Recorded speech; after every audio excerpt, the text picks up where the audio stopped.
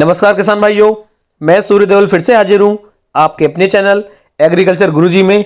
किसान भाइयों, आज हम बात करेंगे गन्ने की मोटाई के बारे में कि गन्ने की मोटाई को हम किस तरीके से बढ़ा सकते हैं। किसान भाइयों, ये वीडियो बनाने का मेरा मेन मकसद ये है क्योंकि कुछ किसान भाइयों के लगातार कमेंट आ रहे होंगे और लगभग आप किसान भाई भी वीडियो के नीचे कमेंट में पढ़ रहे होंगे कि भैया आप हमें ये बता दीजिए कि गन्ने की जो मोटाई है वह किस तरीके से हम बढ़ा सकते हैं। गन्ने की मोटाई यदि नहीं बढ़ेगी तो हमारा उत्पादन भी ज्यादा नहीं निकल पाएगा। किसान भाइयों, अब तक मैं लगभग आपको 20 से लेकर 22 ऐसी वीडियो बना करके दे चुका हूं जिसके अंदर मैंने आपको फटेरे के फायदे के बारे में, वटैको के फायदे के बारे में, कोरेजन के बारे में, गुड़ के बारे में और भी न जाने कितनी वीडियो मैंने आपको बना करके दी है, जिनसे मैं आप सभी को रूबरू कराना चाहता हूं, आप सभी को बताना चाहता हूं कि कौन सा इंसेक्टिसाइड या कौन सा खाद हमारे गन्ने की फसल के लिए बेहतर है, किसका उपयोग करके हमें गन्ने की एक अच्छी फसल ले सकते हैं जिससे किसान भाइयों को ज्यादा नुकसान भी ना हो, और कम से कम कीमत वाली दवाइयों के बारे में मैं आपको बता रहा हूं, ज्यादा से ज्यादा कीमत वाली दवाइयों के बारे में बता रहा हूं क्योंकि सभी किसान भाइयों को जो बजट है वह ऐसा नहीं है कि वे बहुत ज्यादा खर्चा कर सके।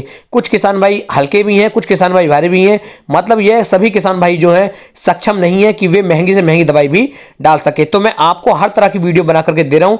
यदि आपको मेरा ये तरीका अच्छा लग रहा है तो आप मुझे कमेंट बॉक्स में बताएं, मैं आगे भी लगातार इस तरह की वीडियो बना करके देता रहूंगा। आज का जो हमारा टॉपिक है किसान भाइयों वो है गन्ने की मोटाई के लिए। अब गन्ने की मोटाई के लिए हमें शुरुआत से लेकर लास्ट तक ऐसे कौन कौन से कार्य करने हैं, यदि हम इनका उपयोग कर लेते हैं, इन कार्यों को कर लेते हैं तो हमारे जो गन्ने की मोटाई है वह कितनी ज्यादा बढ़ सकती है, और इन खादों का उपयोग हमें किस किस समय पर कितनी कितनी मात्रा में करना है वो सब मैं आज आपको बताने वाला हूं। या फिर ऐसे कौन से खाद है जिनसे गन्ने की जो मोटाई है किसान भाइयों वह लगातार बढ़ती रहती है। तो शुरू करते हैं आज का अपना टॉपिक, गन्ने की मोटाई हम किस तरीके से बढ़ा सकते हैं। तो किसान भाइयों, सबसे पहले मैं आपको बता दूं कि गन्ने की जो मोटाई होती है वह लगभग किसान भाइयों की गन्ने की बुआई से लेकर के गन्ने की कटाई तक जितने भी कार्य हम बीच में करते हैं उन सभी कार्य हमारे गन्ने की मोटाई के ऊपर, गन्ने की लंबाई के ऊपर कार्य करते हैं।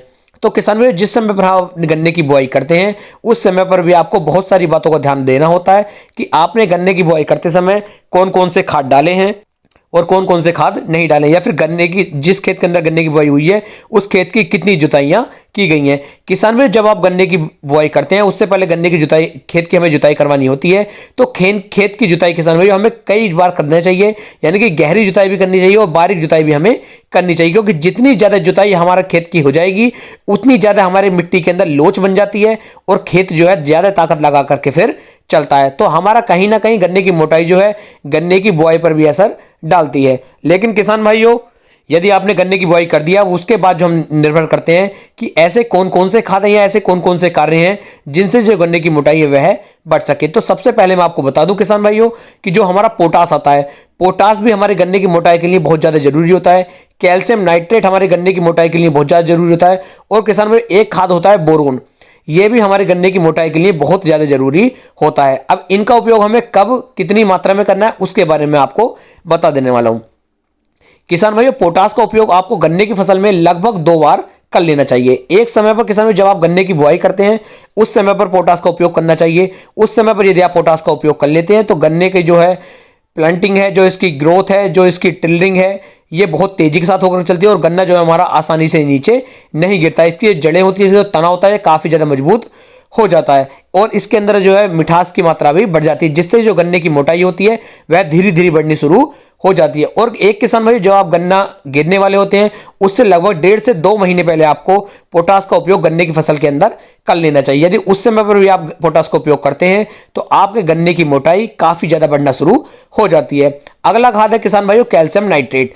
अब अगर कैल्शियम नाइट्रेट का उपयोग आप अपने गन्ने की फसल के अंदर कर लेते हैं तो कैल्शियम नाइट्रेट से भी आपके गन्ने की जो मोटाई होती है यह काफी ज्यादा बढ़ जाती है और आपका जो गन्ना होता है यह ठोस और मजबूत होना शुरू हो जाता है। कैल्शियम नाइट्रेट का उपयोग किसान भाइयों आप लगभग 1 बार कर सकते हैं, और यदि आपका बजट अच्छा है तो आप इसका उपयोग भी 2 बार कर सकते हैं। लेकिन एक बार आप यदि इसका उपयोग कर लेते हैं तो आपके गन्ने की जो मोटाई है किसान भाइयों वह काफी ज्यादा बढ़ जाती है।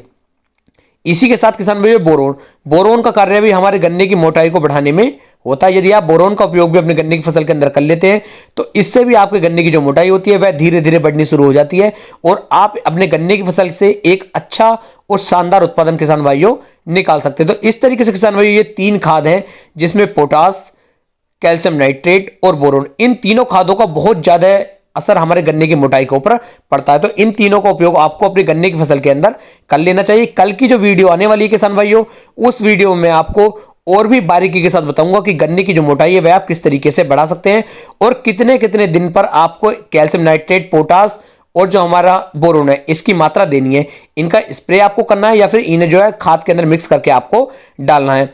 बुआई से कितने दिन पर आपको यह कार्य करना है, इस सब के बारे में कल की वीडियो में आपको बताने वाला हूं। तो कल की वीडियो आप देखना बिल्कुल भी ना भूलें। और यदि किसान भाइयों आपने अपने खेत के अंदर गोबर की सड़ी हुई कंपोस्ट खाद नहीं डाली है तो उसे जरूर डालें, उससे भी गन्ने की मोटाई पर बहुत ज्यादा असर पड़ता है। उम्मीद है मैं आपको एक सही और अच्छी जानकारी दे पाया हूं। फिर मिलेंगे एक नई वीडियो में एक नई जानकारी के साथ। तब तक के लिए जय हिंद, जय भारत, जय किसान।